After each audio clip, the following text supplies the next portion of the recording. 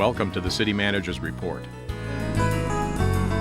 The City Manager's Report, a look at city updates and municipal news, and a preview of the next Oshkosh Common Council meeting agenda.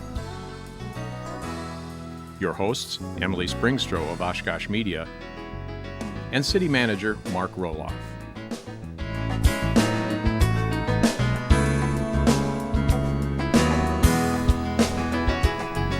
Hello everyone, and thank you for joining us on your City Manager's Report right here on GovTV. We are your source for the most local current things going on right here in Oshkosh, as well as a preview of the upcoming Common Council meeting agenda for the following week. So with that, I'm your host, Emily Springstroh, joined by our City Manager, Mark Rohloff. Thanks for joining us today, Mark. Great to be here, Emily. So we're going to go ahead and dive into the hot topics, some latest and greatest things going on for the first half of today's show. Then we'll take a little break and return with a preview of the upcoming Common Council meeting agenda for Tuesday, February 26th, 2019. So, Mark, first thing that we want to talk about in the first half of the show here is the election. We had our primary election for the mayoral candidates earlier this week, and we have narrowed it down to two, and we want to promote the spring election. Absolutely. April 2nd is our general election day, so there'll be 5 candidates for council and 2 candidates for mayor, and I guess what I would say is I want to challenge everybody. We only had a 6% turnout, which means 1 out of 16 registered voters. So want to challenge everybody to up that number, and we had a wonderful turnout for the gubernatorial election. So I encourage people to take advantage of early voting if they can't make it on April 2nd, but certainly want them to vote and make their voices heard. Definitely, and educate yourself before you vote as well. And so Oshkosh Media will be airing the League of Women Voters Candidates Forum on March 7th at 6:30 p.m. Be sure to tune into that. Show up if you'd like at City Hall, room 406. But it's a great opportunity to get to know your candidates before going and voting on April 2nd. So we encourage you to check that out or check our website, oshkoshmedia.org, for the live stream or replays, that kind of thing. So once again, April 2nd for the spring election, and we encourage everybody to get out there and vote.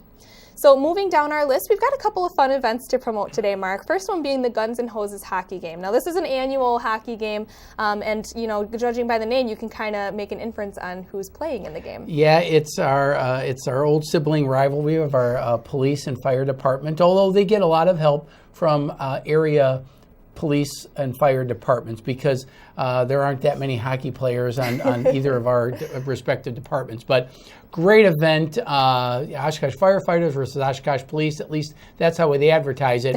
March 2nd at 3 p.m. At the 20th Avenue Y. Really fun event. It is so cool to get out there and watch our firefighters and police officers go head-to-head on the hockey court. Hockey rink. Oh my gosh, I should know this. Yes, you should. Come on.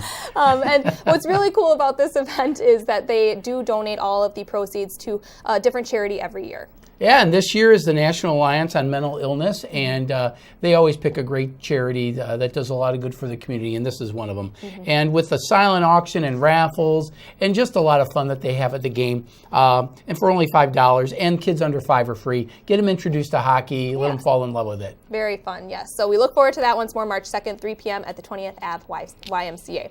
And then we've got another sport coming up that our firefighters will be involved in, and that is the Boots and Badges basketball game at the Menominee Nation Arena. Very exciting thing coming up here. Yeah, this is going to be held the same day as our herd game, but it'll be the game itself will be at 3 o'clock on Wednesday, March 6th. Our fire department will be, and it'll be all of our fire department folks, taking on representatives from the Winnebago County Sheriff's Office. Yes, so really fun to see them go head-to-head on the basketball court, right?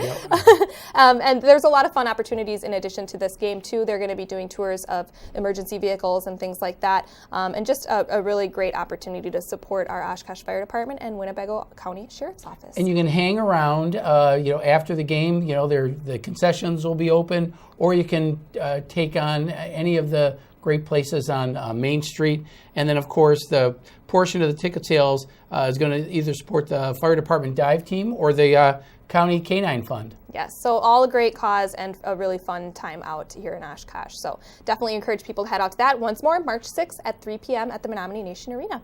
And now moving down, we've got some public input kickoff happening here, and this is a really important one. It's for the future of the Little Oshkosh Playground replacement. So kind of tell us a little bit about what is going to be going on with this project. A lot of people have wonderful memories from the late 90s when we community built Little Oshkosh, and that has gotten aged, and it's got splinters, and it's really dangerous. And then with modern standards, not being able to see the kids as well, there's certain issues. So it's time to replace it. So we're going to start with a public input session, actually a series of them. But the first one is going to kick off on Monday, February 25th at 6 p.m. over at the Boys and Girls Club. Yes, and they're going to be looking for public input not only from adult residents in Oshkosh about what they'd like to see on the former site of Little Oshkosh, but also from the kids who are going to be utilizing the playground. Well, you got to get the people who are the experts in that field, and who better than the kids themselves to give input on what they would like to see. And the latest and greatest in playground design will be there for people to take a look at and give us your preferences. Yes, so definitely if you're going to bring your kiddos with you to this meeting, encourage them to draw a picture of what they'd like to see at this site, and the playground designers will definitely take all of the input that they can into creating their future design for Little Oshkosh. So very exciting, Monday, February 25th, 6 to 7 p.m. This is just the kickoff, so definitely stay tuned to the Oshkosh Media's Facebook page on future opportunities to be involved in this playground replacement process. So speaking of being involved, we have a little update on Connect Oshkosh's SeeClickFix tool. With the amount of snow that we've had in the past few weeks, we've seen some great reports coming out of this app. Well, of course, we want everybody to recognize what the rules and regulations are regarding snow removal. But residents are using the Connect Oshkosh app to report people who haven't shoveled their sidewalks. And I think you collected some statistics on this as well. Yep. As of February 18th, there were 84 snow and ice requests that were reported on the SeeClickFix app, which is great in comparison to last year. There were 7 app-based reports. And so it's clear that the awareness of this app is getting raised, and it's just a really easy way to make the city aware of areas that might not be that safe as a result. Right. The February 12th storm, which was a big storm, we got about 14 complaints over a period of 5 days. And, quite honestly, I'd love to see 0 complaints, because then we know that everybody's clearing snow. But we know people either walking their dog or just getting to and from work, to and from shopping. Not everybody uses the sidewalk, but enough people do. So if everybody can avoid us having to use the Connect Oshkosh app, certainly we want to do that as well. And it's a great accountability tool, right? So if you don't shovel your sidewalk, then you might just get someone SeeClickFix in your front of your house at your sidewalk. So if you'd like to learn more about Connect Oshkosh, you can go to our website to see that. Otherwise, do please download the Connect Oshkosh app. It's available through the Apple Store or the Google Play Store for Android devices. And it's not just about snow removal. Yes.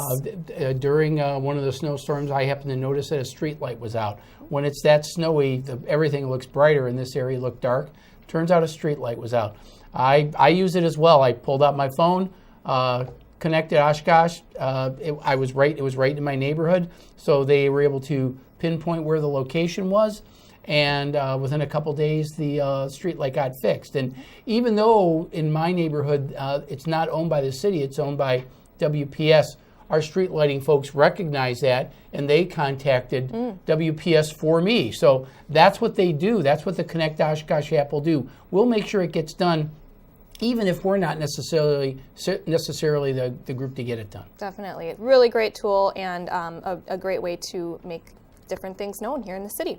So with that, Mark, it's that time of the show where viewers have the opportunity to ask their city manager anything they want about things that are happening right here in Oshkosh. It's the question mark segment, so let's go ahead and see what the question is this week.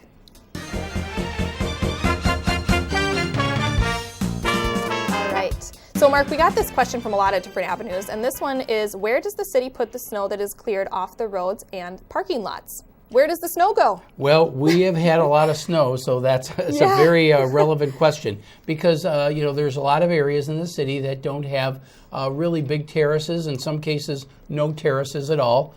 A lot of the cul-de-sacs, and downtown areas, things like that, plus all of our city parking lots here at City Hall, the parks and whatnot. So these are, real life, video of our snow crews getting out there and where all the snow goes.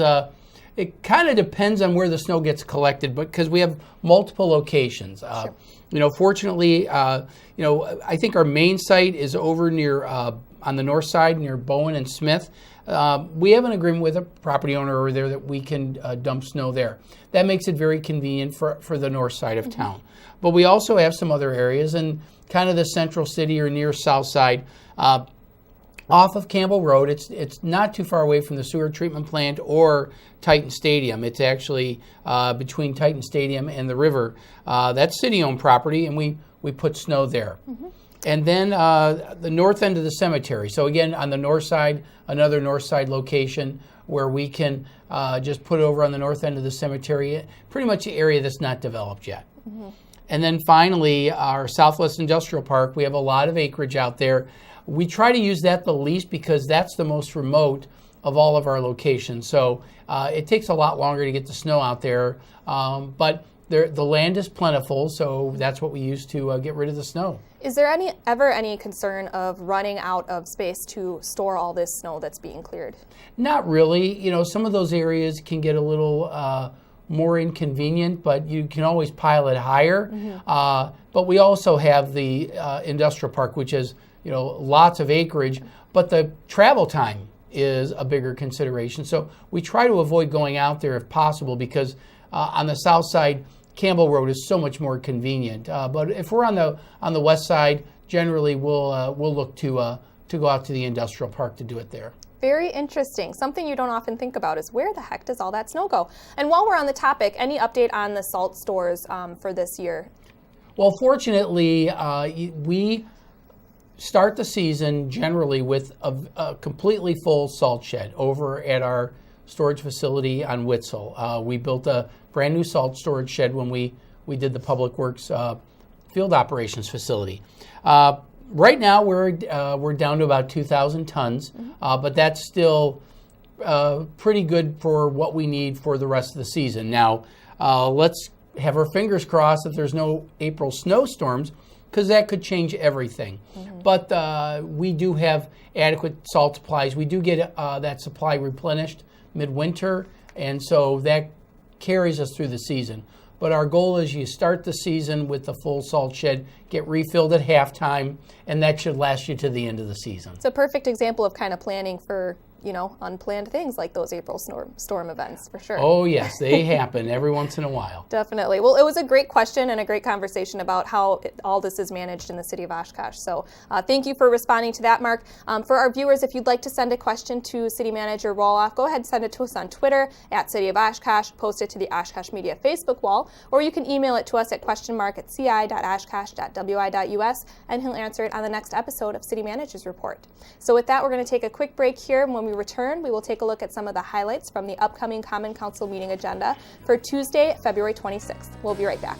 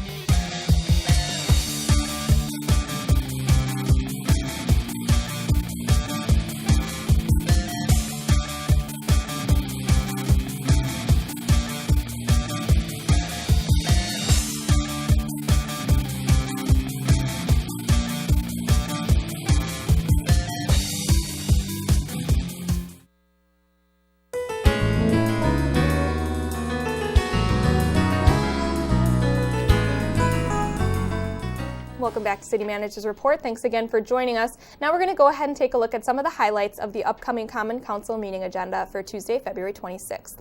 So, Mark, the first thing that we want to discuss here is a presentation on the Marion Road redevelopment proposal. So this is talking about some of the remaining sites in the Marion Road area. Right. The one that people think about the most is the site right at the corner of Jackson Street, Marion Road, and the Fox River. And that's probably been the one that's always been of most interest. We had a development firm out of Iowa that had seen this site. They like being near college towns, near the college itself, and they've presented our redevelopment authority with some renderings of what they envision for this site. So you see here just what it would look at near the Jackson Street Bridge, and it's a mixed use is what they call it. It's a combination of residential on the higher levels and commercial on the lower levels. Generally it's retail and some offices, and that mixed use kind of gives a nice downtown feel where people can either shop or go to work or go home, all in the same building. Definitely. And so this is kind of a preview for council to kind of see what could be done in this area. Correct. We anticipate that these folks might be presenting something regarding a potential tax increment financing support. They always have to make a case for that. 2 years ago, the council had developed some policies regarding tax increment districts, and they said instead of us just getting an application and kind of thumbs up or thumbs down, we'd like to know more about it in advance. So the application, if they're going to submit one, hasn't even been submitted. This is to them to give the council a rough idea of what it would look like, give the public an opportunity to see it, and so there's a little less mystery to it when and if they submit an application. So we certainly want to welcome that. Anything we can do to have the public know more about a development proposal before it really gets going is probably a good thing. Great opportunity to learn a little bit more about it. So this is still very, very early on in the process, but most likely we'll be seeing this on future agendas? Yeah, it's a preliminary thing. I don't know when they're planning to submit anything, but it's a good first step. Excellent.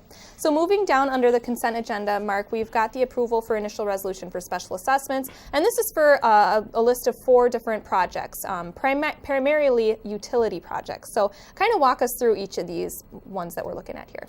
Anytime that we get into new areas of the city, a lot of people probably think they're already in the city, but if they've just gotten either annexed into the city, attached to the city, or new development in some of these newer areas. Choice Bank over there at West Haven and Highway 21 is the classic example, and that's one of them. Northwest Haven Drive. It's been renamed from Emmers, just so everybody knows. And then Amro Road. We need to loop the water over there. The whole idea is you want to loop water so that there's a reliable source of water from both sides. So if there's a main break, that's why we do the water loops, and they're very important for fire protection and just good old reliability of water. And then Edgewood Road on the north side, some utilities need to be extended there. And on Kentucky Street, this is a stormwater issue. It's immediately across from Merrill School on Kentucky, and there's not a lot of storm sewer there. This will enable some of the water that's collected in that area to get out of the way. The whole idea is get storm sewer away from its source so that it prevents flooding. So that's part of the process that we follow, and these folks have been notified and have an opportunity to comment. Wonderful. Well, thanks for the details on that. Moving down a couple items, we've got the amending of the CIP and approved professional services proposal. This is for the playground design and installation for Stegbauer Park, and the number here is $121,000. So kind of take us through what exactly they're looking at for this one. Well, this is a smaller version of the process we talked about earlier with Menominee Park for Little Oshkosh. This is the Sacred Heart Neighborhood Association that was formed, and they got some great neighborhoods money, and they wanted to put it towards sprucing up Stegbauer Park. So they brought somebody in to assist them in that design. They actually did some fundraising of themselves of $6,000 that'll go towards some additional benches so that it really could become a family-friendly place. So we're excited that the Neighborhood Association there has been working so closely with us, and we're looking forward to installing this playground set this summer. Well, it looks like it'll be a beautiful new playground and a great commercial, I guess you could say, for the neighborhood associations and how much can get done as a result of coming together and working on these things. So we're up to 16 neighborhood associations, and we encourage anybody, if they want to contact our Planning Services Division, they'll help you work with GoH and I to get your neighborhood association and maybe do something to spruce up your neighborhood. Definitely. Very exciting stuff. Right after that, we've got the approval of the 2019 budget amendments. This is for the Fire Department, Inspections, and Convention Center. You wanted to talk about this one because there's kind of a fun story to go along with it. There is. Normally these budget amendments are pretty boring or routine, but unfortunately we had to get some work done at the Convention Center that was unplanned. But that's the story I want to tell. During the real cold snap that we had some weekend events planned at the Convention Center, and our vents didn't close in the kitchen over at the Convention Center, and our sprinklers popped. And we had water all over the place. And I am so proud of the work that our facilities management staff and our fire department working with them, because when sprinklers don't work, you can't inhabit a building. And there was actually a fundraiser for the Christine Ann Center going on that night. And between the work that our building inspectors and our fire inspectors and our facility management staff, they were able to make sure it got opened and that the event took place as planned. So my hat's off to everybody involved in making sure that this got done. That truly represents our can-do attitude, and I'm very proud of the work that they did. So I got to brag about it just a little. No, great story. Yeah, definitely worth mentioning, and wonderful job done by those city staff members. Moving down under consent, we've got an award bid for Public Works contract number 1905, and this is for the Oregon Street West 16th Avenue to West 21st Avenue reconstruction. We've talked about this a little bit before. Give us the latest on this. Well, when you're awarding a bid of $7.25 million, I don't think we should just let it go and just let it pass. It is under budget. We're real happy about that. There's an advantage when you bid out in the winter that the contractors are hungrier getting ready for the season. So we're real happy that we got good bids on this. I suspect that work will begin sometime around April 1st. It's all going to be weather permitting. If the snow goes away, then we'll be able to take care of it. But here's some photos of last year's reconstruction when it went from 6th up to 16th. So this will be phase 2 of a 5-year project. So Oregon Street, I know that it's going to be challenging for you for the next few years, but look at the final product. We're very pleased and proud of what we've been able to accomplish there, and look forward to continuing that. Definitely. Thank you for the update on that, Mark. And moving down, we want to just give a brief plug for the approval for a special event. This one's for the Winnebago Audubon Society and Oshkosh Bird Fest, promoting Oshkosh Bird Fest on May 4th, 2019. So we're talking all this winter stuff. We had to talk a little bit about spring, right? I want to talk about spring. And we've been identified by the Audubon Society as what's called a bird city, which means that we are doing things to help make sure that our bird population flourishes in town. So rain or shine, come to Bird Fest. It starts at the crack of dawn in Menominee Park, and then also the celebration continues through the gallery walk that evening. Yes, it's a really fun day, and we encourage everyone to check out their Facebook page. All the details are on their Oshkosh Bird Fest. So we've got to move down here in the agenda, Mark. We've got the creation of Section 8-12 short-term rentals. It's been a conversation the last few months, you could say. So tell us what the latest update on this one is. Conversation is an interesting way to put it, Emily, but yeah, it has been. And I learned a little bit of the history of how this came about, because what we're trying to do is comply with state law. But we need to make sure that if we're going to regulate short-term rentals, that we do it according to state law. And for interest of safety of residents, that's why we're doing it. But we've had some discussions with EAA, and they want us to work with them to help educate people who do open their homes for visitors from outside the area to come there. And we want to make sure that it's safe, and we want to educate them. So we're going to recommend deferring the implementation date. We're going to adopt the ordinance, but defer the implementation. That'll give us more time to educate our residents about what they need to look out for when they're renting out their property. So when you talk about complying with state law, this was meant to be a blanket law for the entire state of Wisconsin. And did we have any input on this in terms of how it works for Oshkosh, since we are kind of a special event type of place? No, we didn't, and that was kind of the frustration. This was really in response to what people are aware of, those Packer houses around Lambeau Field up in Green Bay. Green Bay and Ashwaubenon wanted to do something, so the state wanted to make sure that it didn't get too out of hand, so they started regulating it, only thinking about how it was going to impact up there where they really want to restrict these types of rentals.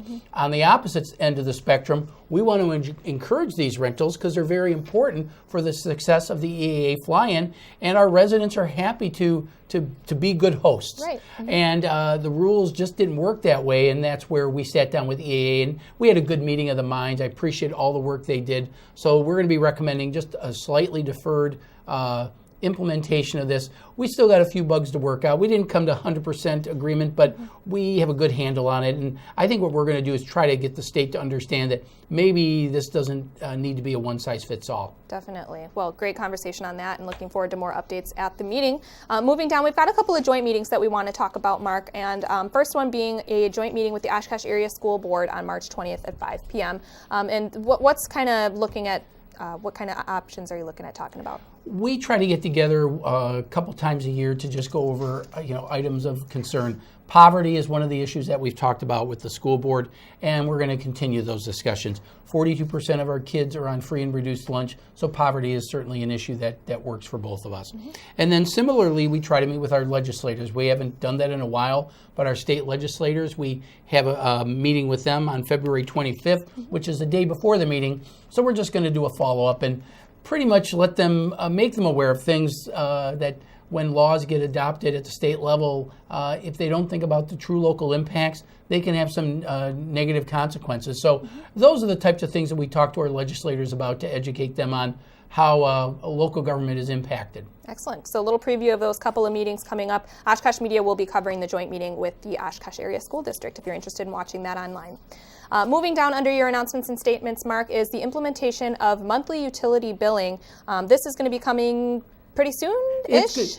April-ish is what we're looking at. Okay. The idea is we're going to have to transition. So in April, the people who normally get billed in April will see a full 3-month billing, but the people who get billed in May will see a 2-month billing in April, and then the people who get in March will get a monthly bill beginning in March. So it'll be a transition.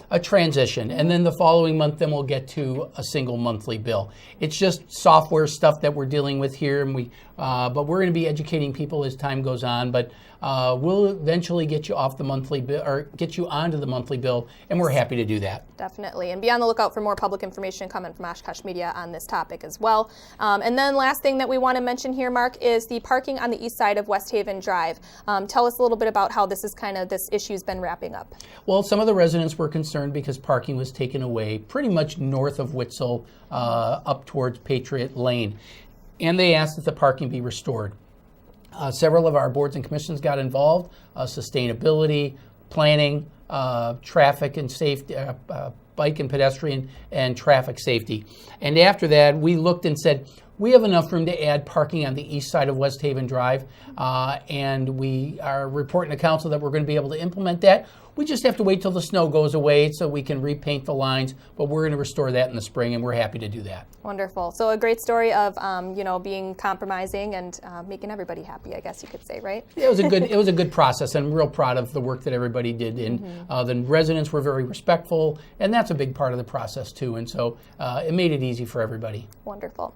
So that is going to do it for us. We are out of time here on City Manager's Report. So with that, I'd like to thank you for joining us today, Mark. Always a pleasure. Again, the Common Council meeting is this Tuesday, February 26th at 6 p.m. You can watch it live on GovTV and on our website at oshkoshmedia.org, or you can listen to it on 101.9 Oshkosh FM, which is also online and on the TuneIn Radio app for mobile devices.